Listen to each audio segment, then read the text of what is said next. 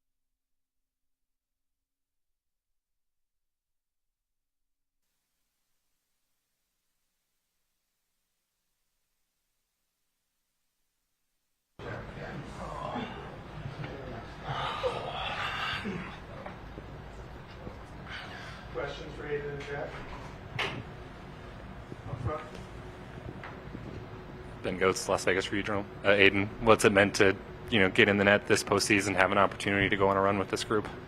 Yeah, no, it's been exciting. I mean, it's something you dream of growing up as a kid is playing in the NHL Stanley Cup playoffs. So it's been a fun ride so far, and yeah, just looking to enjoy it day by day. Stay on the left, second row. Danny Webster, Las Vegas Sun. Aiden, I'm sure that when you use 5 goalies in an organization, there's a lot of communication amongst you guys. When you went in for Game 3, I guess, were there any conversations with Laurent or anyone else as a group as to kind of help settle you in and get to where you guys are at now? No, not really. I don't know. There's not really any settling things to say when you come in partway through a game. It's just kind of you grow up, you get used to it, and you have to be ready, right? So it's just making sure when you're not playing that you're ready to go in and working hard every day in practice, know that you're ready for the opportunity.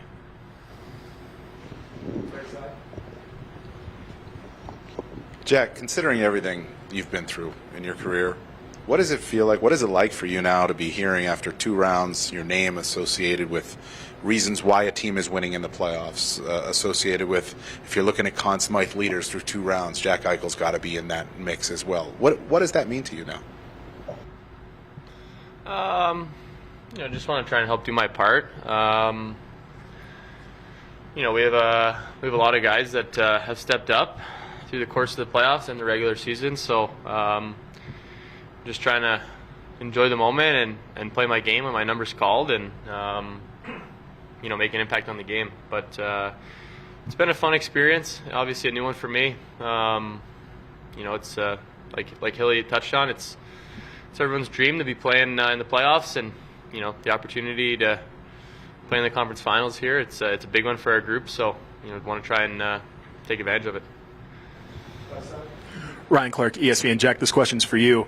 When you think about when you first came here to now, what would you say it's been that's allowed you to kind of sort of ingratiate yourself in this group where when guys talk about you and what it's like to be around you, everyone's just like, yo, he's a cool dude, mad nice homie. So what's it been like to kind of have that work? And why do you look like Patrick Mahomes? I haven't got a haircut in a little bit, so it's a little dicey right now. Yeah, listen, I mean, it's a really good locker room in there.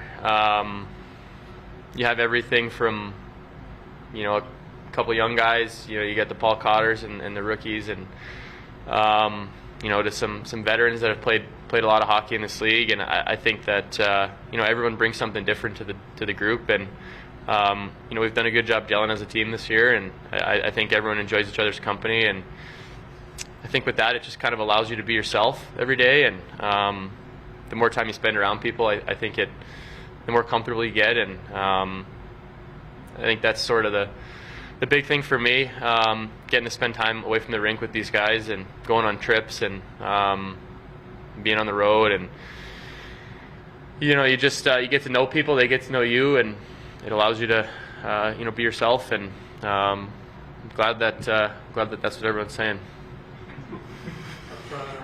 Jesse Granger with The Athletic for Jack. You mentioned you dream of playing in the playoffs your whole life. Now that you've played 2 rounds in the playoffs, how does it compare?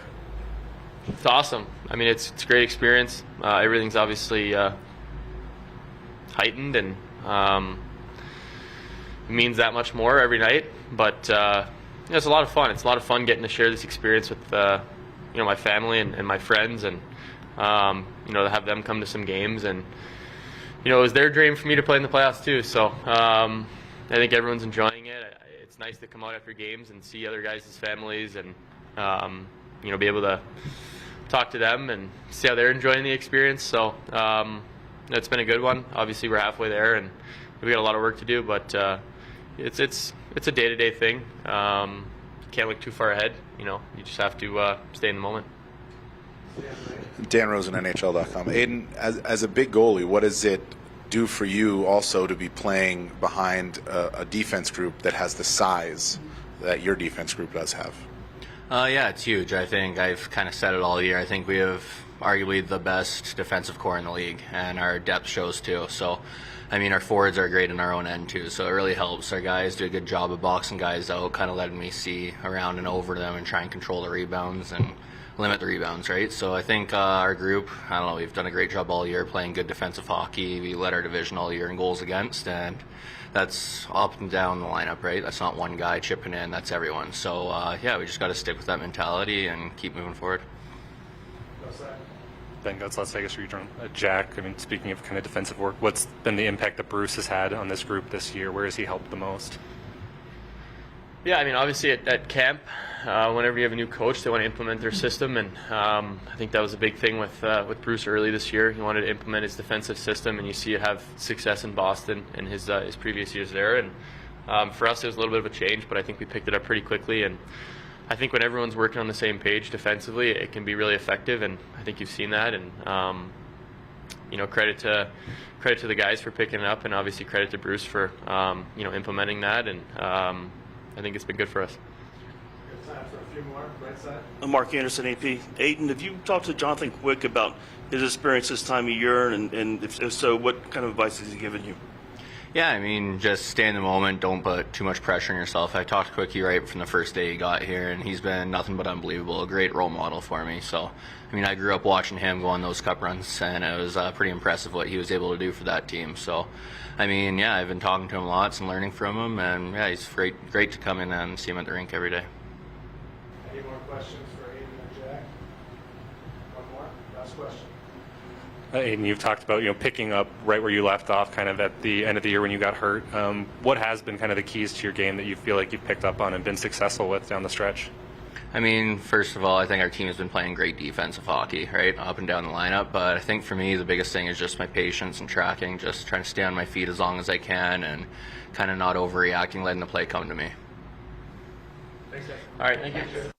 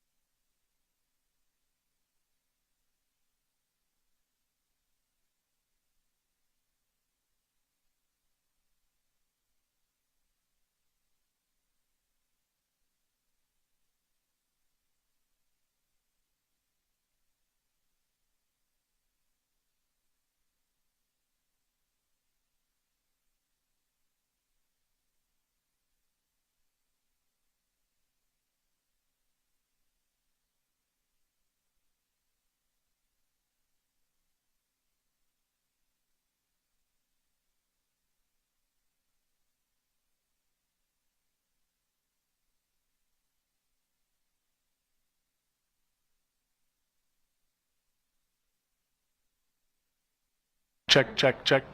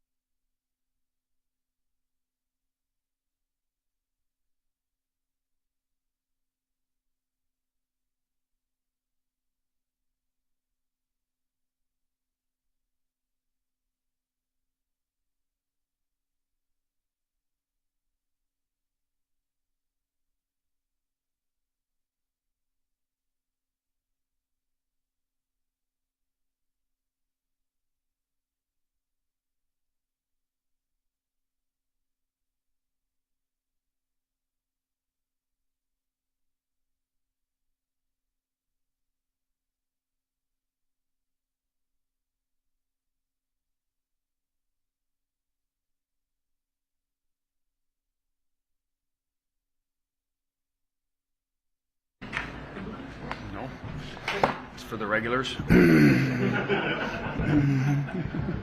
Question for Coach. Left side. Ben Ghost, Las Vegas Review-Journal. Bruce, you're halfway through the playoffs with this group. I guess what's the biggest thing you've learned about them through 2 rounds?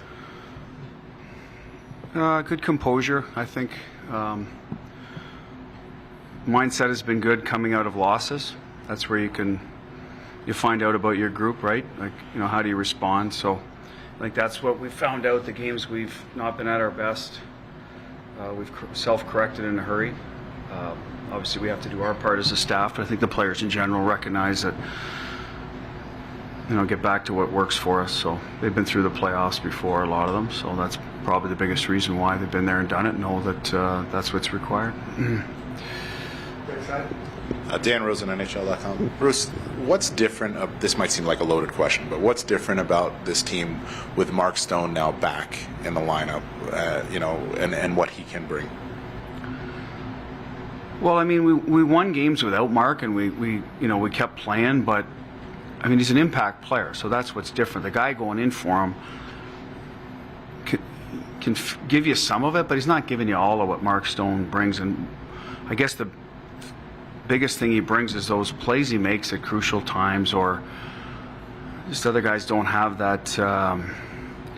I don't want to say hockey IQ, because guys do have hockey. I don't know how to quite describe it. It's in the moment in time he makes plays that other guys can't, and we miss that part of it. Some guys can still go fill in and score a few goals or kill a penalty, but in general, and then the emotional lift when he does. I do believe when good things happen with Mark, there's like a noticeable. You see it, and I think it's infectious in the group.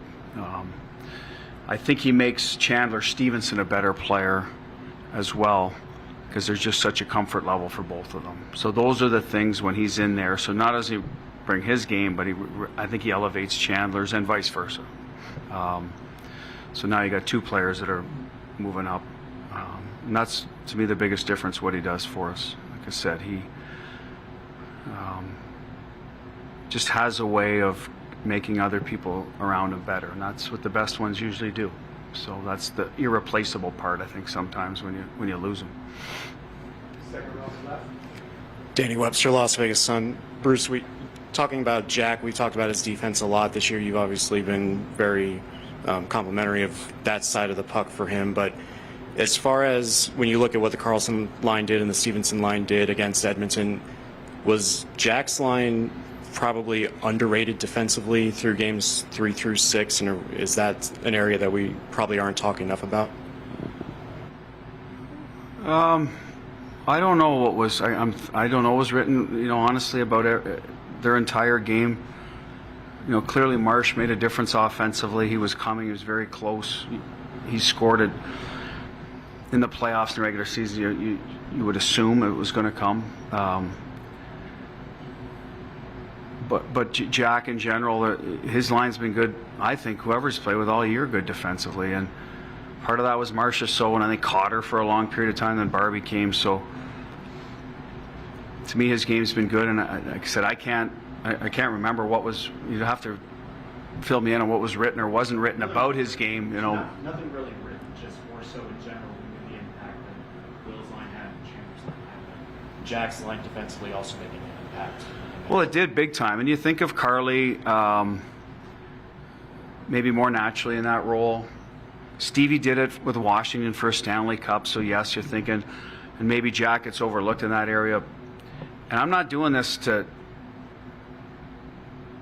get a player on my side. I'm telling you what I saw in October as a guy that was committed to defense. It's what I saw, and I think people watch him close enough, they would agree with that the metrics back it up. It all backs it up. So here's a guy that's been invested since, since I've known him and coached him. What happened last year in Buffalo, I have no idea. I know what I see here, and he's a guy that wants to be a good 200-foot player, and is. It's not like he doesn't do the right things. He does, and he values it. When you talk to him, he values it. So now sometimes if you can do it all you want, but if the D aren't getting it done, or you don't get a save, or your wingers, there's 5-6 pieces to good defense every time, every shift. So, and he's done his part, and I would trust him against anybody. How we match up sometimes depends on, can his wingers do the job against certain offensive defensemen? That there's farther things that go into it in a playoff series. and then you got to adjust accordingly. But I would have no problem having Jack out there against any centerman in the league or any line. He plays all the time in the last minute when the game's on the line. And I think, I've said that from day one, and he has to. If he wants to be that high-end player that wins, I think those things are required, out of center ice, and I think the best ones all have that in them. However they do it, they may do it differently, but they all have that mindset that they got to be able to play on both sides of the puck. Ryan Clark, ESPN. Bruce, kind of staying along those lines, when you look at what you have with Jack, Chandler, and William, like, everybody talks about how you win in this league and how you have to have that strength down the middle. Like, what's it like to have that across three lines, knowing that they all, while they have some similarities, they provide you something different that makes this group so versatile? Well, we're forgetting a fourth line too, right? Nick Watt plays a big role in our success defensively, and Teddy Bluger, if we move Nick up. Our fourth line's been great for us to take some of those hard minutes away from. I mean, I don't think any centerman that has offensive ability too wants to spend this whole game checking somebody either. That's just part of what you have to do when you don't have the puck. So, and sometimes a face-off you get to start fresh, and we've been able to use our fourth line against a lot of lines, so that saves them a little bit of wear and tear as well. But I just think that's why we're still playing, to be honest with you, because we can use all our lines against different people, and we still feel we'll have an advantage somewhere eventually on the offensive side of things too, because I think they're all can generate the way they've been paired off, like Smitty and Carly, Jack and Marsh, and Stevie and Stoney, right? We fit some pieces around them, but they're still all threats. So it's a tough matchup for us. It's a tough matchup for the other team's D. They got three lines that you can't just say our third pair is going to take this line, because we saw it last time from series to series. We don't know which one of those lines is going to be our best offensive line, and that's a bit of the beauty of our team right now, and again, why I think we're a good hockey club, because we don't rely on one line. Steve Carp with the Sporting Tribune. What have you enjoyed the most about coaching this particular group? And given the success you've had, does it reinforce the beliefs that you had in yourself in being able to coach in this league after what happened in the end of Boston? Oh, I've always had belief. I feel I coached well in Boston. I left nothing on the table there. That they felt it was time for a change, and that happens over and over and over and over again in this league. So what I've enjoyed about here is I came in not knowing any of these players. So now you're starting, sometime in Boston, I coached a lot of those guys in the minors, so I had a really good feel for what they were, and they had a feel for what I was, and so that helped me going into that situation. Here I'm farther along in my career, so you're a little more comfortable in your own skin, so you can walk in and sort of, it's easier to sell how you want to play and convince the guys when you've done it before and seen it work. So I've enjoyed the fact that they've been receptive to it since day one. We have a veteran group that has opinions, and I respect their opinions and I solicit their opinions. But at the end of the day, I do believe that when the puck drops, we head out on the ice, our guys are all in terms of how we want to play. Doesn't mean we're going to get it accomplished every night. No, you've watched our team. We're imperfect, but we're still playing for a lot of those reasons. I think we have A, good players that want to play for one another, and B, I do believe it's a good group that respects how we're trying to play and what it takes to win. So that's the part that's been enjoyable for me. Time for two more. Front right. Jesse Granger with the Athletic. You mentioned that when good things happen for Mark Stone, it kind of provides a boost to the rest of the team. It certainly feels that way from the outside too. Do you think that's the work they saw him putting in to get back to this point? Like, why do you think you have that feeling when good things happen for him? Well, I think that's just who he is. It's his personality. He's a quiet guy, but when he's very emotional. His celebrations are great. They're not. I don't think they're disrespectful towards the opponent. They're just in the moment happiness. I think guys love that about him. I don't think he's a chatterbox by any means in there. So when he does speak and something happens, I think guys take notice. So he's just a good guy, and the guys, they like him. They like him and respect him, and they've also seen 2 years in a row now where he has gone through some major health issues, right? So that's going to affect anybody in terms of watching your teammate go through that. So no one knew how he'd respond in this one. He responded out of the last one well. He had a great start. Things were going well, and then it didn't. And So we weren't sure. So I think that's another reason guys are like, I'm sure Mark is grateful for he's healthy and able to play, and we talk about that in the room a lot. Be grateful for this opportunity because they don't come every year, and and I think that's part of it too. I think our guys are, because they're a little bit older, they know that these types of injuries, they can be serious and derail you. Jack went through a major one as well, so you got two guys in the room, a little bit of uncertainty going through them. So anyway, I think that has something to do with it as well. Last question on the right. Ken Bolkes in Vegas. I know you don't plan on switching lines up a lot, something you kind of have to react to, but I was wondering in the last series with how much they switched, was there a conscious effort, like let's make sure we try and keep ours together? I will keep mine together as long as I like what I see, and sometimes you don't win and you like what you see, right? So it's not a fault of the lines, it's just they did something better or whatnot. So I usually switch lines when I just don't feel like something's missing out there. So sometimes it's to get us back to our, going to the right game, or I want to shorten the bench so that the guys that are going get out there more often and get our, we get back on the rails, so to speak. And sometimes it's to get a player's attention. So there's different reasons, a number of different times. I don't go into a game planning on it. I will say this: there's been a few games that I've, in the Edmonton series where I wrote down other lines that we may go to if we didn't like the way the matchups were going. So maybe that answers your question. I never went to them. So that one was pre-planned. Most of the time it's not. It's, I have an idea who's played with who and what switches we can make because it won't be foreign to the players. But in general, I thought it went pretty well against Edmonton. They had some games where they clearly outplayed us and deserved to win. But I don't know if I necessarily needed to change the lines in those situations. We did going into Game 5, but it was more about replacing one player with another. It was a different reason why. And so that, we did that in Game 5, I believe, right? And, I think it worked out. When you win, it works out. When you lose, it doesn't, right? But I don't know if that's necessarily always the case. They can still play well, and those guys that get switched and win or lose. So, that's it. Yep, thank you.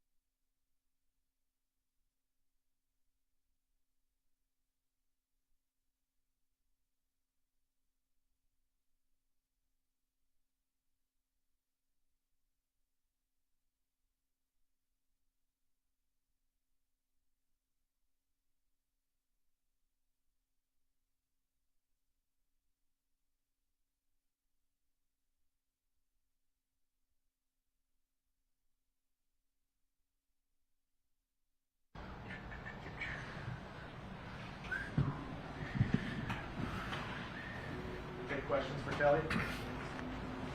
Front left. Then go to Las Vegas Regional. Kelly, you're in your fourth semifinal in 6 years. What stood out about the way this year's team has been able to get back here after missing the playoffs last year? Yeah, we're real happy to be in the conference final. We're a rematch of a series that we had a couple of years ago, and really to date it's been a really good season. We had a franchise record for points with 111 points. We had 25 wins at home, 26 wins on the road. We've beat two really good teams in the playoffs to get to the Final Four. We're healthy. We're excited to be playing at this time of year. So we're where we want to be in terms of our team right now, Ben. Right side. Kelly, when you're Dan Rosen, NHL.com. Kelly, when you're building a team, when you're in your mind the team that you like, how much do you put a lot of value on size on the back end? Because you look at your team, it's a big defense group that's mobile too, and is that a big factor in how you like a team to look? Well, there's real good defensemen in the NHL that aren't big. It's interesting. We just had the conversation this morning. I sure think in playoff size of your team does have an impact. We're big up front as well.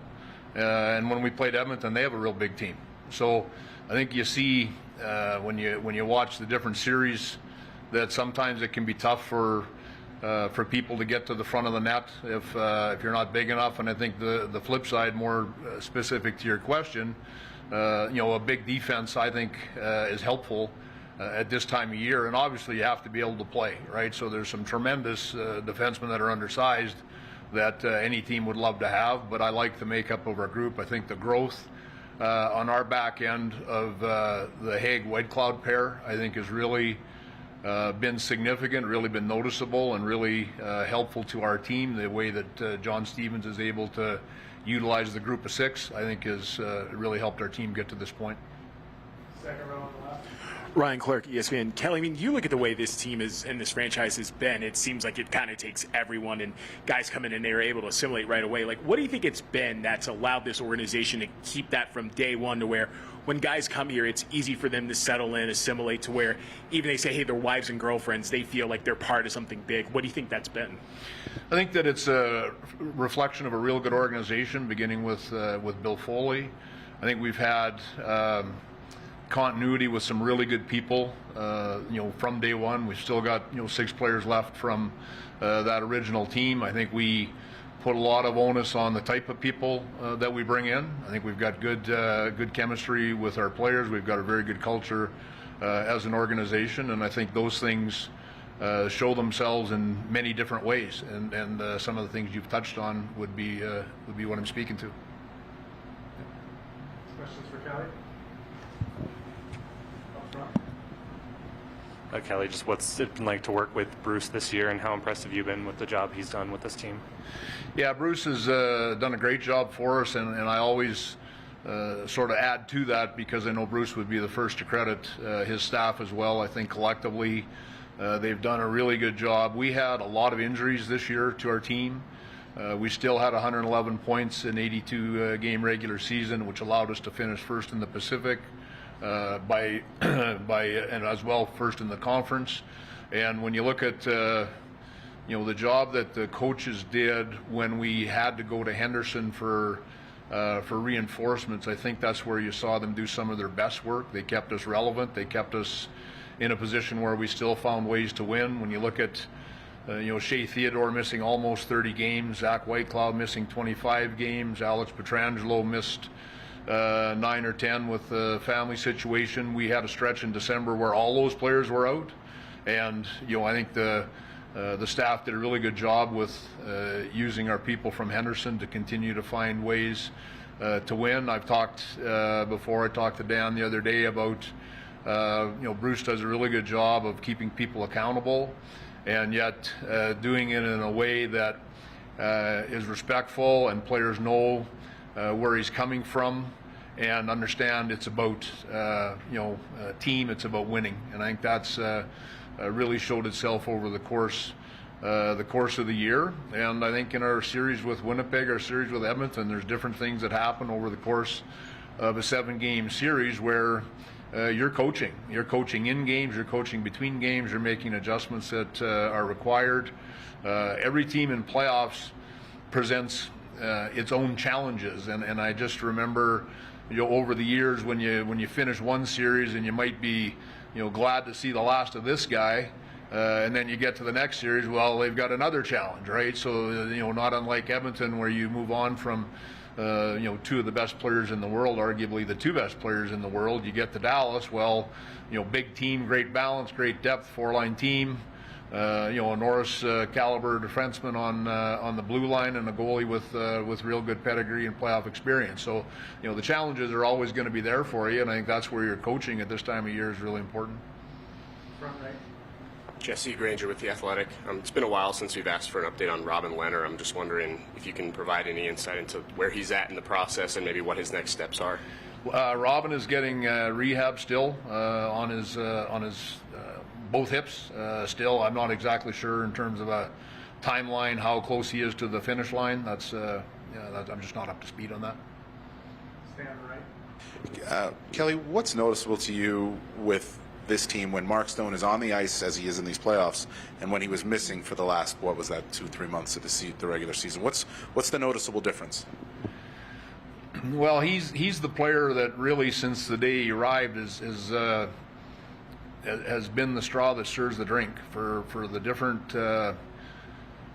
traits that he brings to our team, the things you see with his outward emotion, his passion to win, his excitement when he scores, his excitement when a teammate scores, but just how complete a player he is with his hockey sense, his skill set.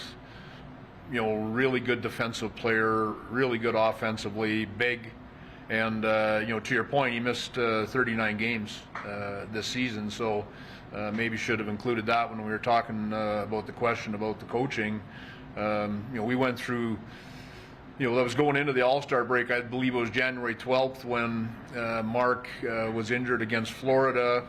We struggled going into the All-Star break. The decision was made at the break for Mark to get surgery, and then, really, I think where the benefit may have been is it forced the rest of us to adapt to this new version of ourselves, because Mark wasn't going to be part of it. So there was no sense waiting for him to be back. We had to move on without him, and that's where our season, we finished really strong, whatever it was, 22-4-5 or whatever those numbers were at the end. And it was interesting coming out of the All-Star break. We probably have talked about this in the past, but just how many teams in the West took off. Minnesota had a tremendous run. Edmonton had a tremendous run. Dallas did, and Colorado came from behind the pack to finish first in their division. So the Western Conference games, those last 30 games, were really competitive, really good teams playing well at that time.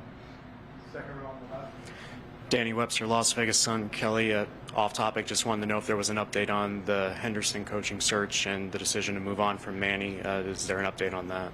Yeah, we've postponed that. We've had discussions internally about what we want the process to look like. Haven't spoken directly to any candidates at this point. That's something that we'll work towards soon after our season ends. That's going to be the timeline for that type of stuff.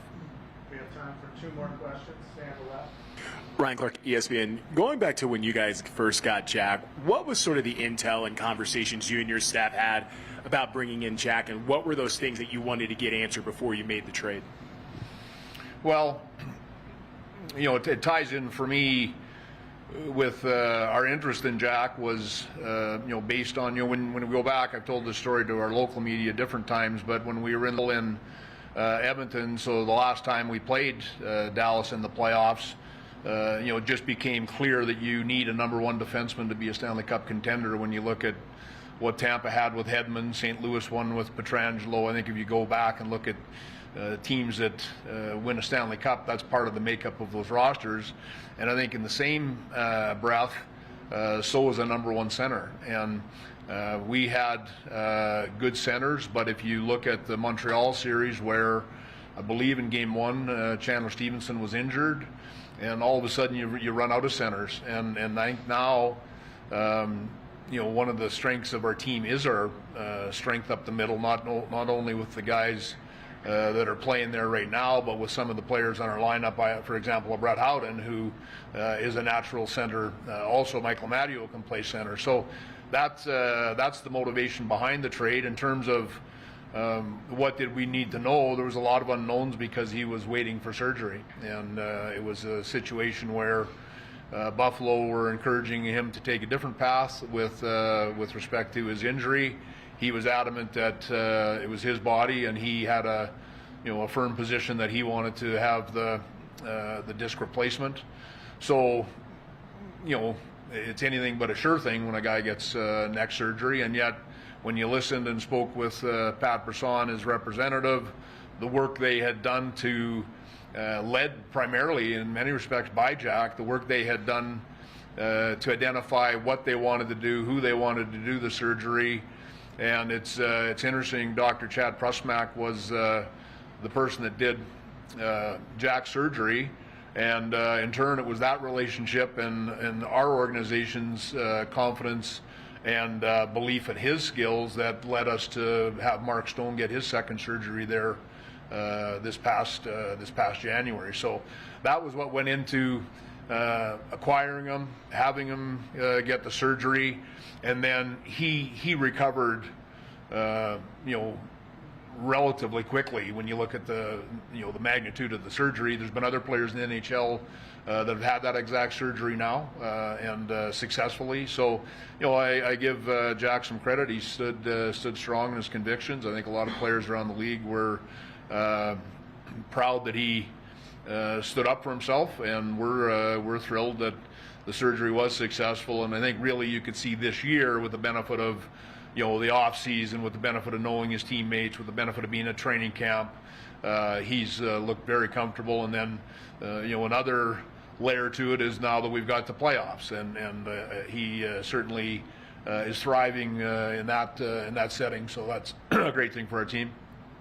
Last question on the right. Jesse Granger with The Athletic. You mentioned the emotion and the passion that Mark Stone plays with and the effect it can kind of have on his teammates. You've known him a really long time. I'm wondering, was he that way the first time you met him as a teenager in Brandon? Has he always kind of had that? I would say yes. He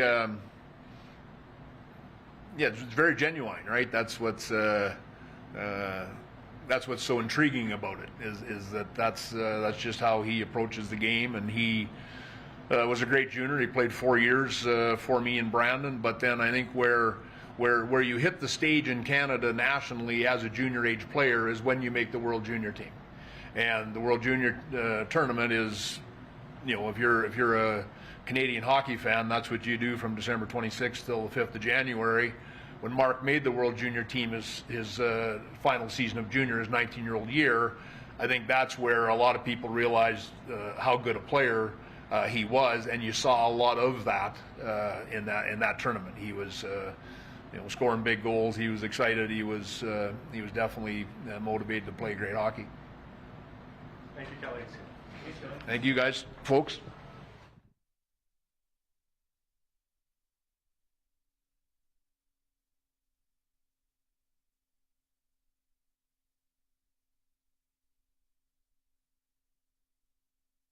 You've been watching breaking news from the Las Vegas Review-Journal, sponsored by Michael Gaughan's South Point Hotel, Casino, and Spa.